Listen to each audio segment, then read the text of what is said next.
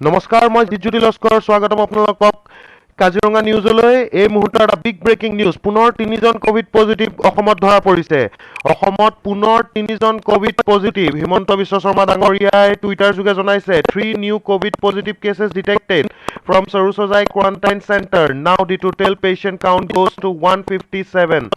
এতিয়া 157 জন মুঠ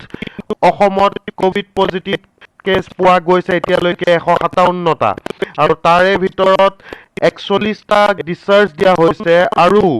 110টা active case এতিয়াও আছে পুনৰ 3জন কোভিড পজিটিভ ধৰা পৰিছে অসমত আৰু গোটেই কেইজন সৰুসজাই কোৱাৰেণ্টাইন কেম্পতে আছিল বহিৰাজ্যৰ পৰা অহা আৰু বহিৰাজ্যৰ পৰা অহা সংখ্যা এতিয়া 61 জনৰ পৰা 66 জনলৈ বৃদ্ধি পাইছে 61 ৰ পৰা 64 লৈ বৃদ্ধি পাইছে আৰু অসমৰ মুঠ সংখ্যা কৰোনা পজিটিভৰ 157 জনলৈ বৃদ্ধি পাইছে এই মুহূৰ্তৰ এটা বিগ ব্ৰেকিং নিউজ যে পুনৰ 3জন কোভিড পজিটিভ ধৰা পৰিছে অসমত আৰু এই কথা নিজেই স্বাস্থ্য মন্ত্ৰী হেমন্ত বিশ্ব শৰ্মা ডাঙৰীয়াই টুইটাৰ যোগে সকলোকে জনাইছে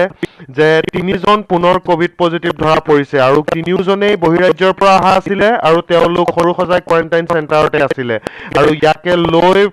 আমাৰ অসমৰ মুঠ সংখ্যা 157 জনলৈ বৃদ্ধি আৰু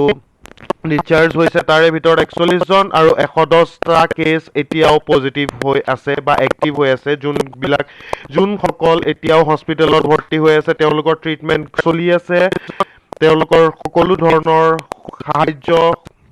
সৰকাৰৰ পৰা পাইছে বা সৰকাৰে দিছে আৰু লগতে আকৌ এবাৰ জনাইছো যে পুনৰ 3জন কোভিড পজিটিভ ৰোগী অসমত ধৰা পৰিছে আৰু লগতে হেমন্ত বিশ্ব শৰ্মা ডাঙৰীয়াই টুইটাৰ যোগে এটো কৈছে যে I request all to maintain social distancing must wear mask and wash your hands frequently সকলোকে সোশ্যাল ডিস্টেন্সিং মানি চলিবলৈ অনুৰোধ জনাইছে হেমন্ত বিশ্ব শৰ্মা ডাঙৰীয়াই সকলোকে মাস্ক পৰিধান কৰিবলৈ অনুৰোধ জনাইছে হেমন্ত বিশ্ব শৰ্মা ডাঙৰীয়াই আৰু লগতে কৈছে যে নিজৰ হাতখন ঘনাই ঘনাই ধুই থকাটো উচিত সেই কথা ৰিকুৱেষ্ট কৰিছে সেই সকলোখিনি ৰিকুৱেষ্ট কৰিছে অসমবাসীক স্বাস্থ্য মন্ত্ৰী ডক্টৰ হিমন্ত বিশ্ব শৰ্মাই আৰু ইয়াৰ লগতে পুনৰ 3জন কোভিড পজিটিভ অসমত ধৰা পৰিছে